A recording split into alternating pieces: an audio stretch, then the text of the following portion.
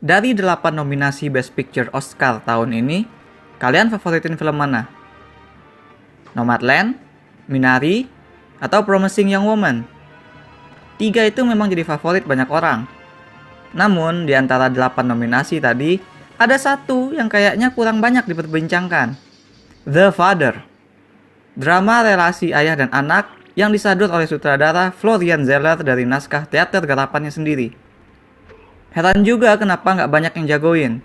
Padahal setelah aku tonton, film ini ternyata memberikan kita pengalaman yang sekiranya sulit terlupakan.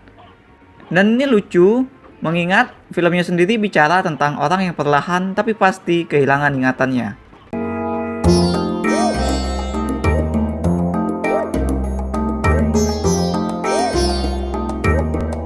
Aku sendiri awalnya berpikir nih jangan-jangan filmnya bakal ngebosenin. Aku sudah bisa ngebayangin film ini akan berisi banyak percakapan antara ayah dan anak. Dan memang film ini berisi dialog demi dialog antara ayah yang berusaha memahami keadaan anaknya, sekaligus juga tentang anak yang mencoba untuk melanjutkan kehidupannya sendiri, sementara orang tuanya berada dalam keadaan yang tidak bisa dengan gampang ia tinggalkan. Nah, kondisi ayahnya itulah yang membuat film ini tuh gak pernah menjadi semembosankan yang aku pikirkan gitu. The Father adalah drama hubungan ayah dan anak dengan si ayahnya mengidap penyakit Alzheimer, dengan demensia mulai menggerogotinya. Sehingga setiap kali percakapan mereka tampil di layar, bakal selalu ada something interesting dan sesuatu yang mengkhawatirkan yang terjadi di baliknya. Banyak film yang membahas tentang demensia. Tahun lalu misalnya ada Relic. Lalu belum lama ini ada film horor Indonesia, Affliction, yang walaupun cuma memejeng doang karakter demensia. Kebanyakan film tentang kengerian demensia membahasnya dari sudut pandang bagaimana menghadapi penderita itu sendiri. Dealing with them dapat menjadi pengalaman yang mengerikan, terutama karena kita tahu bahwa penderita tersebut nggak bakal bisa sembuh. Kenyataan bahwa mereka kian hari semakin melupakan kita itulah yang biasanya disimbolkan menjadi sebuah cerita horor atau dibikin jadi kaitan drama yang merenyuhkan hati. Nah, letak keunikan dari The Father adalah film ini justru menempatkan kita langsung pada sudut pandang si penderita demensia itu. Sebagian besar durasi, kita akan mengalami kebingungan bersama Anthony. Pria tua itu diceritakan dia orang yang cukup keras kepala, dia menolak untuk dibantu. Setiap kali putrinya mendatangkan juru rawat, Anthony selalu jutek. Anthony ini nggak suka dianggap tak berdaya gitu.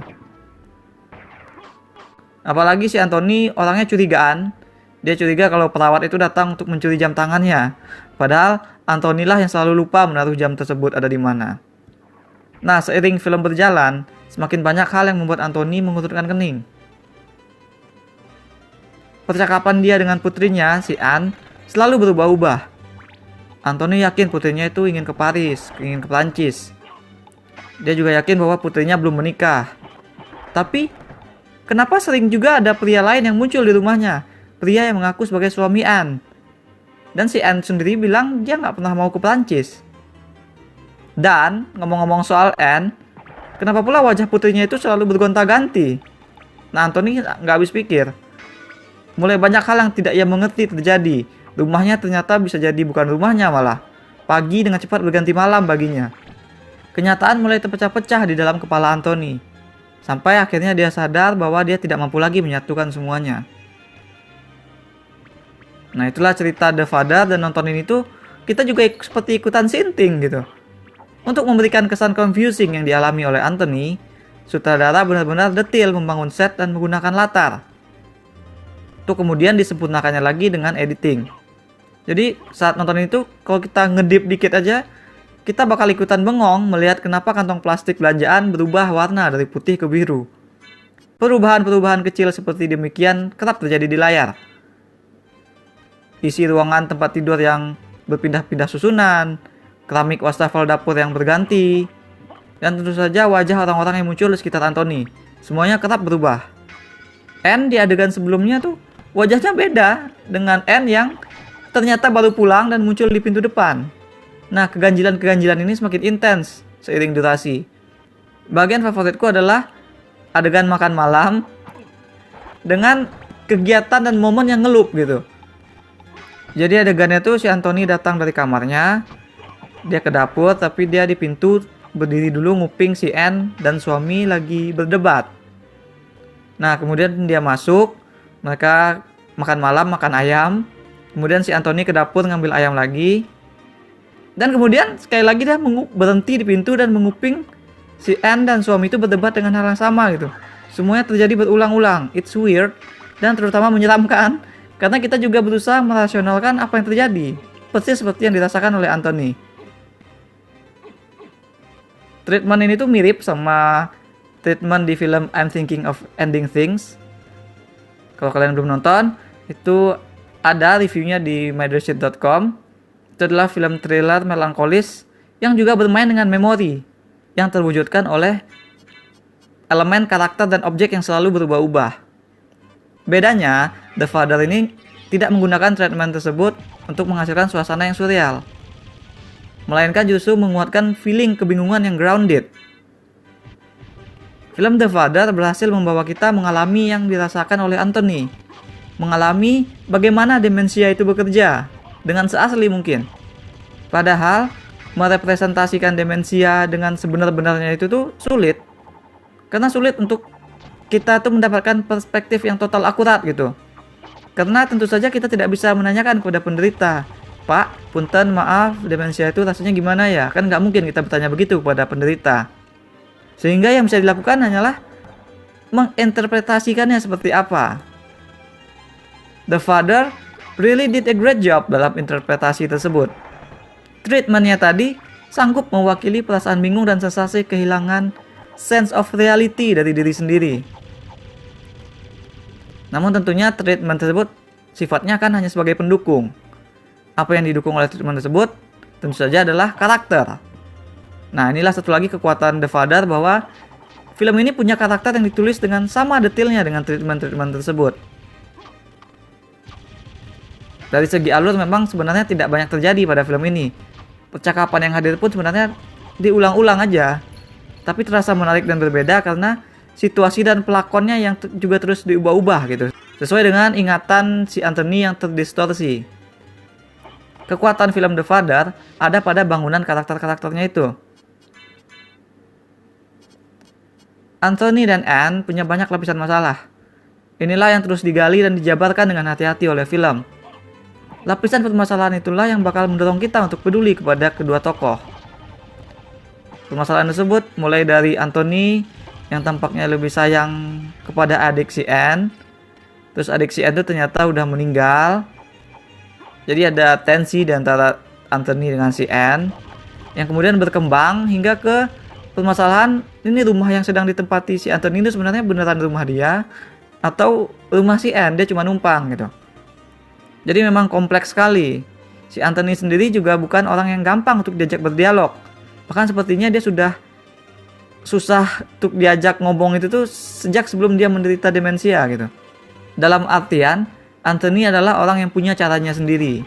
Begitu kata si Anne yang berusaha memaklumi sifat ayahnya. Memainkan karakter sekompleks Anthony itulah saat bagi Anthony Hopkins menunjukkan kemampuan aktingnya yang ternyata masih tajam banget. Menjelang akhir, Anthony semakin tidak bisa menempatkan apa yang sedang terjadi. I don't know what's happening anymore, katanya. Tapi dia mengucapkannya itu tetap dengan nada yang menguatkan dirinya sendiri gitu. Jadi sudah bukan rahasia lagi kalau si Hopkins adalah aktor yang piawai. Tapi tetap saja aku salut karena di sini tentulah perannya tuh sebenarnya cukup really close to home bagi dia. Kevulnerablean yang ditampilkan oleh Hopkins di sini mungkin adalah cerminan dari bagaimana dia yang udah berumur segitu tuh mulai merasakan kengerian sendiri gitu. Dia bisa disambangi langsung oleh demensia. Dia bisa ngerasain kehilangan keluarga gitu kan. Ngomong-ngomong soal keluarga, Olivia Colman sebagai Anne pun bermain dengan sama vulnerable dan sama-sama meyakinkan. The Father tidak hanya menyajikan perspektif Anthony si penderita, tapi sesekali juga membawa kita menyelami kesulitan dan keresahan yang menimpa keluarga yang merawat si penderita. Film ini melakukan hal tersebut supaya kita bisa lebih mengerti dampak mengerikan dari penyakit yang kejam tersebut.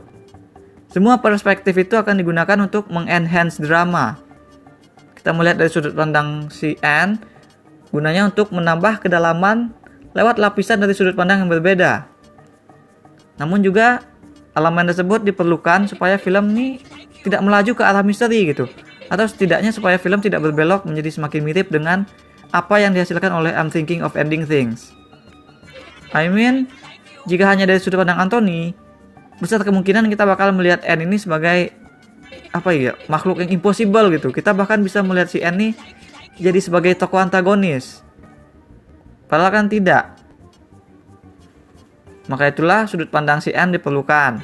Namun memasukkan sudut pandang si Anne itu juga membawa sedikit minus bagi penceritaan. Karena sudut pandangnya itu agak enggak klop dengan treatment dan gaya bercerita yang sudah mantap pada Anthony. Misalnya, ada bagian ketika kita malah melihat hal yang merupakan pigmentasi dari benak si Anne. Nah, film ini jadi terlalu surrealis dengan adegan tersebut. Yang tentu saja berlawanan dengan niat di awal kan, yakni untuk tidak menjadi terlalu surrealis dan tidak menjadi slightly over the top. Jadi, yang menurutku memasukkan sudut pandang Anne di sini menjadi sesuatu yang dibutuhkan, meskipun memang membuat sudut pandang dan penceritaannya menjadi sedikit terganggu. It's a risk, dan film berusaha sebaik mungkin dalam menampilkannya.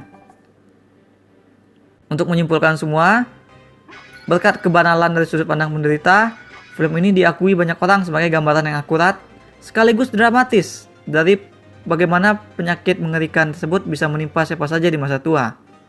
Film ini membuat kita merasakan pengalaman dan keadaan jiwa yang gak enak saat kita merasa semuanya terurai dari kita, semua kenyataan itu menjadi blur bagi kita.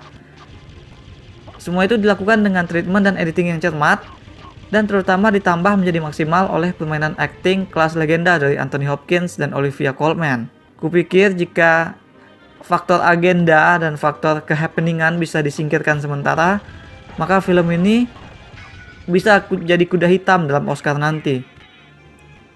Film ini harusnya bisa dibicarakan lebih sering dan oleh lebih banyak orang lagi, karena The Father ini benar-benar menawarkan pengalaman yang menggugah seperti yang dijanjikan oleh sebuah sinema. Aku berikan 7,5 dari 10 bintang emas untuk The Father. That's all we have for now. Apakah kalian punya pengalaman merawat keluarga yang direnggut oleh demensia?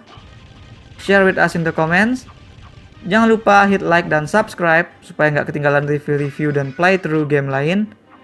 Kunjungi mydirtshit.com untuk baca review dengan lebih detail. Kalian bisa juga kunjungi store mydirtshit di ciptaloka.com karena ada banyak kaos dan pernak-pernik custom yang unik di sana, mulai dari film, game hingga wrestling. Aku juga menerima pesanan desain dan sketsa wajah. Thanks for watching. Remember in life, there are winners and there are losers.